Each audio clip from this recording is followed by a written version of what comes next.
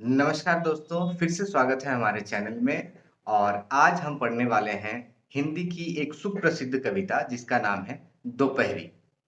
मैं आपको बता दूं कि डीएवी स्कूल के 8वीं कक्षा के तीसरी या चौथी पाठ जो है वो दोपहरी है। तो डीएवी स्कूल के बच्चे विशेष ध्यान देंगे इस कविता पे। आते हैं कविता पे। इस कविता के रचनाकार जो है जो कवयित्री हैं उनका नाम है शकुंत माथुर। ठीक है, शकुंत माथुर जी एक बहुत प्रसिद्ध कवयित्री थी। और मैं आपको बता दूं केवल वो ही नहीं, वो जिनकी पत्नी थी उनके पति, उनका नाम था गिरिजा कुमार माथुर। वो गिरिजा कुमार माथुर जी की पत्नी थी और वो भी एक सुप्रसिद्ध कवि थे। तो दोनों मिलकर कविताएं किया करते थे। और ये जो दोपहरी कविता है, इस दोपहरी कविता में जिक्र है कि कैसे गर्मी के समय में, ग्रीष्म काल में दोपहर को जो कष्ट होता है वो हमारे समाज के विभिन्न क्षेत्रों में, विभिन्न स्तरों पे, जैसे स्तर हमारे समाज में विभिन्न श्रेणी के लोग हैं। तो अब विभिन्न श्रेणी के लोगों पर कैसे गर्मी का प्रभाव पड़ता है, विशेषकर गर्मी के दोपहर का प्रभाव कैसा पड़ता है, इस बात पे उन्होंने प्रकाश डाला है। तो आइए हम पढ़ते हैं दोपहरी ये जो कविता है। तो कविता है, गर्मी की दोपहरी में तपे हुए नभ के नीचे काली सड़कें तारकोल की अंगारे सी जली पड़ी थी। तो कवयित्री ने यहाँ पर विभिन्न भाषाओं का प्रयोग किया है। विभिन्न भाषाओं मतलब विभिन्न शब्दों का प्रयोग किया है। काफी तत्सम शब्द हैं, काफी सारे तद्भव हैं और साथ ही साथ देशज शब्दों का भी व्यवहार उसी तरीके से किया गया है। हालांकि ये जो पूरी कविता है ये खड़ी बोली और कुछ उत्तर प्रदेश की लोक भाषाएं मिली हुई हैं इसमें। तो अ, कवित्री कहती हैं कि गर्मी की दोपहरी में तपे हुए नभ के नीचे, मतलब आसमान भी गर्म हो गई है। गर्मी की दोपहर में गर्मी इतनी ज्यादा है कि आसमान भी गर्म हो गई है। और मैं आपको बताऊं कि सूरज जो है, सूरज से ही सारी गर्मी आ रही है। सूरज आसमान में है, तो उनका कहना ये है कि सारी जो गर्मी है वो आसमान से, आकाश से ही उतर रही है नभ के नीचे। तपे हुए नभ के नीचे, नभ भी तपा हुआ, काली सड़कें तारकोल की, तारकोल कहते हैं अलकतरा, आप समझते होंगे, अलकतरा सुने होंगे, वो काली द्रव्य जो कार्बन कंपाउंड है जिसे हम पीट कहते हैं। ठीक है, तो उसे कहते हैं तारकोल। तो तारकोल से बनी सड़कें जो है वो अंगारे सी जली पड़ी थी। अंगार आपने सुना होगा कि चूल्हे में जो जलता हुआ कोयला या जलता हुआ लकड़ी जो लाल हो रखा है गर्मी से, उसे अंगार कहते हैं। तो उसकी भांति अब सोचिए आप कि चूल्हे की अंगार जिसमें आग जल रही है वो कितनी गर्म है। इसकी तुलना कर दी गई है, यहाँ पर अलंकार का प्रयोग किया गया है। और जहां भी हम जानते हैं कि जहां पर तुलना होती है, और ये काफी बड़ी तुलना हो गई है सीधी सीधी। तो काली सड़कें तारकोल की अंगारे सी जली पड़ी है, अंगारे के जैसी जली पड़ी है, मतलब जल रही है, इतनी गर्म हो गई है। अब छाह जली थी पेड़ों की भी, पत्ते झुलस गए थे, नंगे नंगे दीर्घकाय कंकालों से वृक्ष खड़े थे। कहते हैं कि छाह जली थी पेड़ों की भी, यानी जब हमें गर्मी लगती है तो गर्मी में हम करते क्या है, पेड़ों के नीचे छांव में जाकर बैठते हैं। लेकिन गर्मी इतनी ज्यादा है कि पेड़ के नीचे जो छांव है वो भी जली पड़ी है, इतनी गर्म है, पत्ते झुलस गए हैं। और पेड़ जो है वो दीर्घकाय पेड़, जो बड़े बड़े पेड़ होते हैं, बड़े पेड़ों पे कितने सारे पत्ते होते हैं, लेकिन वो भी नंगे नंगे, मतलब नग्न अवस्था में। अब पेड़ों का आभूषण, पेड़ों का वस्त्र क्या होता है, उनके पत्ते ही तो होते हैं। अब पत्ते ही झुलस जाएंगे, पत्ते ही गिर जाएंगे तो पेड़ तो नंगे हो जाएंगे। कंकालों से वृक्ष खड़े थे, जैसे मनुष्य के सिर में, शरीर में मांस होता है जिससे वो भरा पूरा लगता है। अब हमारे शरीर में अगर मांस ना हो तो बचेगा क्या, कंकाल। तो उसी प्रकार से पेड़ों में अगर पत्ते ना हो तो बचेगा क्या, पेड़ों के कंकाल, वो नंगे दिखेंगे। हो अकाल के ज्यों अवतार, जैसे कि अकाल पड़ गया हो, काफी समय से पेड़ों को भोजन ना मिला हो। पेड़ है वैसे तो भोजन करते नहीं है, पेड़ों का भोजन क्या है, पानी है। तो पानी नहीं है, गर्मी ही एक ऐसा सीजन होता है, एक ऐसा काल होता है जहां पर पानी की कमी हो जाती है। एक अकेला तांगा था दूरी पर, कोचवान की काली सी चाबुक के बल पर वो बढ़ता था। तो अब रास्ते में कहीं एक कहीं दूर में एक अकेला तांगा था। तांगा कहते हैं घोड़ा गाड़ी, घोड़ा गाड़ी को कहते हैं तांगा। और जो उस घोड़े गाड़ी को चलाता है उसको कहते हैं कोचवान, द ड्राइवर ऑफ द घोड़ा गाड़ी। तो अब कोचवान की काली सी चाबुक, अब वो तांगा को चलाता कैसे है, वो घोड़े को चाबुक से पीटता है और उस चाबुक की बल पर वो बढ़ता था। अब देखिए घोड़ा जो है, यहाँ पर कह रहा है कि घोड़े के बल पर नहीं बढ़ रही है घोड़ा गाड़ी। घोड़ा गाड़ी किस के बल पर? उस चाबुक के बल पर, यानी जब जब चाबुक चल रहा है तब तब घोड़ा आगे बढ़ रहा है। तो आगे बढ़े। आपको स्क्रीन पे काफी सारे स्पेलिंग मिस्टेक्स दिखेंगे, टाइपिंग मिस्टेक्स हैं जो असल में हिंदी की टाइपिंग जो है किसी प्रकार से कहीं भूल चूक थोड़ी रह गई है। तो आप उस भूल चूक को नजरअंदाज करके कविता के भाव पर जाएं और भाव को समझे अच्छे से। तो कहता है कोचवान की काली सी चाबुक के बल पर वो बढ़ता था, कोचवान की चाबुक के बल पर वो घोड़ा गाड़ी जो है धीरे धीरे आगे बढ़ रही है। घूम घूम जो बल खाती थी सर्प सरीखी, बेदर्दी से पड़ती थी दुबले घोड़े की गर्म पीठ पर, भाग रहा वह तारकोल की जली अंगीठी के ऊपर से। अब कह रहे हैं कि वो जो चाबुक थी कोचवान की काली सी चाबुक जो है वो चमड़े की बनी होती है। अब चमड़े का बेल्ट हम पहनते हैं, अब समझ लीजिए कि उस चाबुक से घोड़े को जब चोट लग रही है तो बेदर्दी से, कितनी बेदर्द है वो चाबुक, कितने बेदर्दी से वो कोचवान जो है, अब कोचवान भी मजबूर है घोड़े को पीटने के लिए क्योंकि उसे घोड़ा गाड़ी लेकर जाना है घर। तो बेदर्दी से पड़ती थी दुबले घोड़े की गर्म पीठ पर। गर्मी है, घोड़ा भी दुर्बल हो चुका है, अब वो दुबला सा है।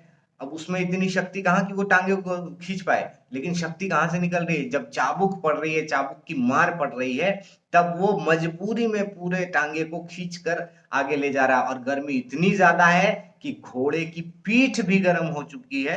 इसलिए दुबले घोड़े की गर्म पीठ पर जब वो बेदर्दी से पड़ती है, आगे कहते हैं कि भाग रहा वह तारकोल की जली अंगीठी के ऊपर से। अंगीठी मतलब कि चूल्हा, चूल्हे के अंदर जो आग जल रही है। अब भाग रहा वह तारकोल, तारकोल तो ऐसे ही गर्म है। अब गर्म सिर्फ ऐसा थोड़ी कि इंसानों को गर्म लग रहा है, वो तारकोल जो है घोड़े के लिए भी उतना ही गर्म है जितना हमारे लिए गर्म है। तो उसी जली अंगीठी जले हुए तारकोल में, गर्म का तारकोल के ऊपर वो बेचारा घोड़ा जो है वो दौड़ रहा है। कभी एक ग्रामीण धरे कंधे पर लाठी, सुख दुख की मोटी सी गठरी लिए पीठ पर भारी, जूते फटे हुए जिनमें से थी झांक रही गांव की आत्मा। कहता है कि एक ग्रामीण जो अपने कांधे पर एक लाठी धरे हुए है और सुख दुख की मोटी सी गठरी, सुख दुख की एक गठरी उसके पीठ पर लदी है। गठरी हम जानते हैं कि कपड़े का एक गांठ होता है बड़ा सा, जिसे गठरी कहते हैं। अब इसको सुख दुख की मोटी सी गठरी क्यों कहा गया है? सुख दुख की मोटी सी गठरी इसलिए कहा गया है क्योंकि उसी में उसका संसार है, उसकी संपत्ति है, वही वही उसको सुख देने वाली है, वही उसके दुख का कारण भी है। ठीक है, कि उसी गठरी के वजह से वो कष्ट में है, इसीलिए क्योंकि वो उसके ऊपर भार बनाए हैं, इसलिए वो दुख की गठरी है। और वही गठरी जो है उसकी संपत्ति भी है, जिसकी वजह से उसको दो पैसे वो कमा रहा है, खा रहा है, या अपने घर का जो भी संपत्ति लेकर वो चल रहा है, इसलिए वो उसका सुख भी है। तो इसलिए सुख दुख की मोटी सी गठरी लिए पीठ पर भारी, जूते फटे हुए जिनमें से थी झांक रही गांव की आत्मा। अब आप ध्यान दें, जूते फटे हुए। अब जूतों में से आत्मा कहाँ झांक सकती है? जूतों में से कौन झांकता है? जूतों में से उसके पैर झांकेंगे, पैर की उंगलियां झांक के बाहर निकालेंगी। लेकिन इसकी तुलना कर दी गई किससे? गांव की आत्मा से। क्यों की गई है? इसलिए की गई है क्योंकि आपने देखा होगा कि अभी भी भारत में कई ऐसे गांव हैं जहां गरीबी इतनी हद तक ज्यादा है कि लोग उतना ही कमा पाते हैं, उतना ही लेकर आ पाते हैं जितना उनके दिनचर्या में खर्च हो सके। तो जितने उनकी दिनचर्या का खर्च है वो उतना कमा कर ला रहे हैं, उतने का खा ले रहे हैं। तो भाई अब नया जूता या जूते को सिलवाने के लिए जो अलग से अर्थ लगेगा, जो अलग से पैसे लगेंगे, वो बच नहीं पा रहा है। तो गरीबों में ये स्थिति बनी हुई है कि उनके पास जूते सिलवाने या नए जूते खरीदने तक के पैसे नहीं हैं। तो आगे, जिनमें से थी झांक रही गांव की आत्मा। और ज्यादातर गरीबी जो है वो गांव में इसलिए नजर आती है क्योंकि गांव में जो है कामकाज के स्तर कम होते हैं, सोर्सेज कम हैं इनकम के। गांव में क्या, खेती बाड़ी, यही सब सोर्सेज हैं। और खेती बाड़ी के बल पर क्या होता है कि उतने खर्चे नहीं निकल पाते हैं, लोग मजदूरी पे जाते हैं।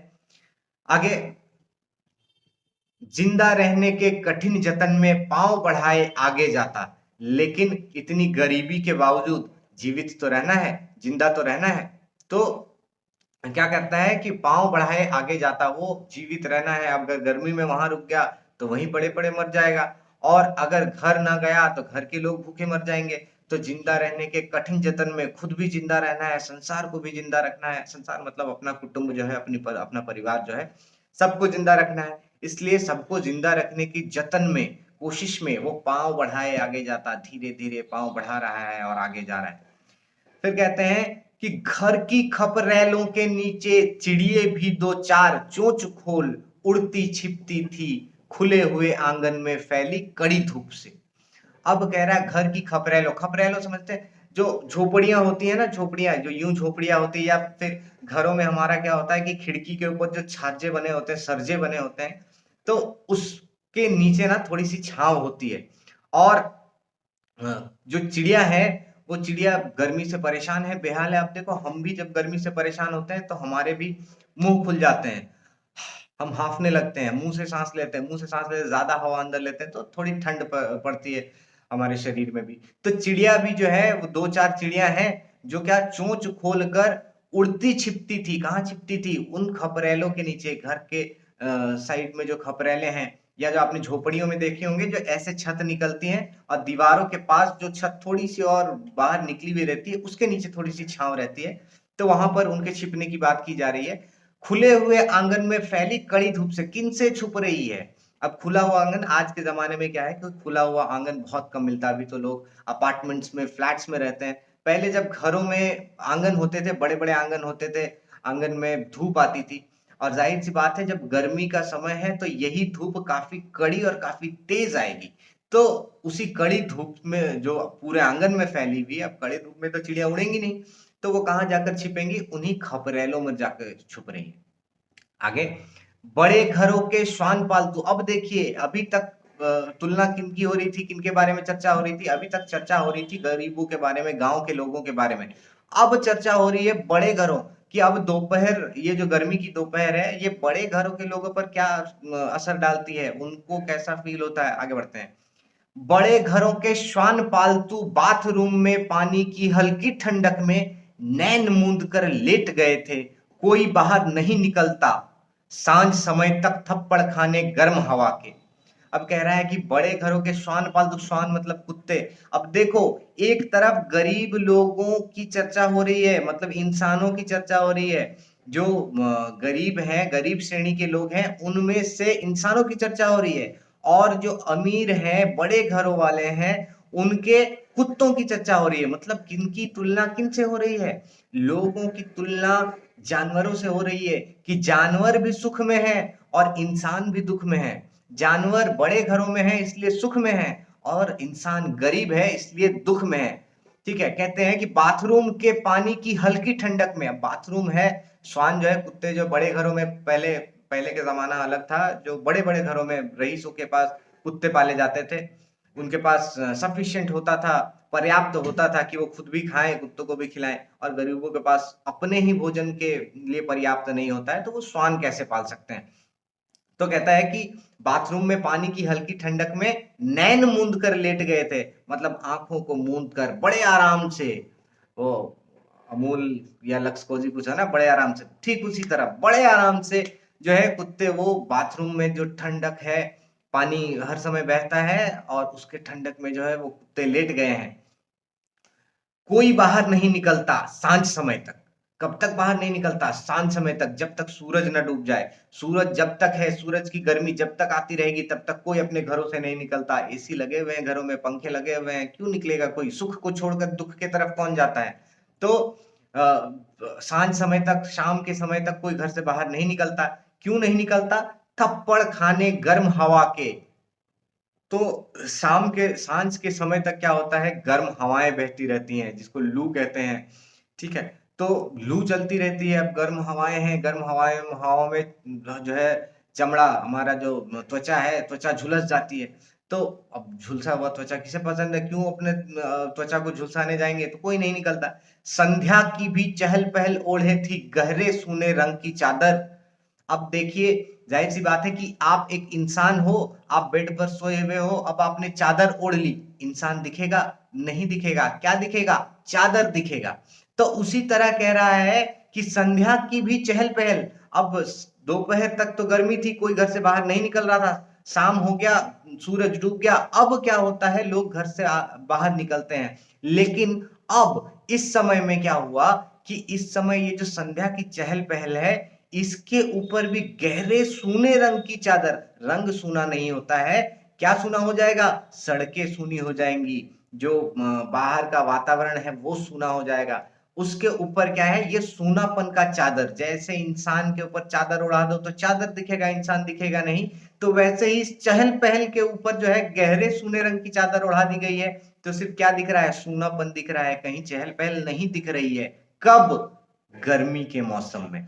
तो ये सारा कुछ कब हो रहा है? गर्मी के मौसम में। तो कवयित्री ने बड़े गंभीरता से चर्चा की है कि बड़े घरों में गर्मी की दोपहर कैसे बीतती है और छोटे गरीब घरों में कैसे बीतती है, और क्या तकलीफें होती है बड़े घरों की, बड़े घरों में कैसे सब आराम से रहते हैं, और गरीब लोग जो हैं तो वो कैसे कष्ट झेल रहे होते हैं।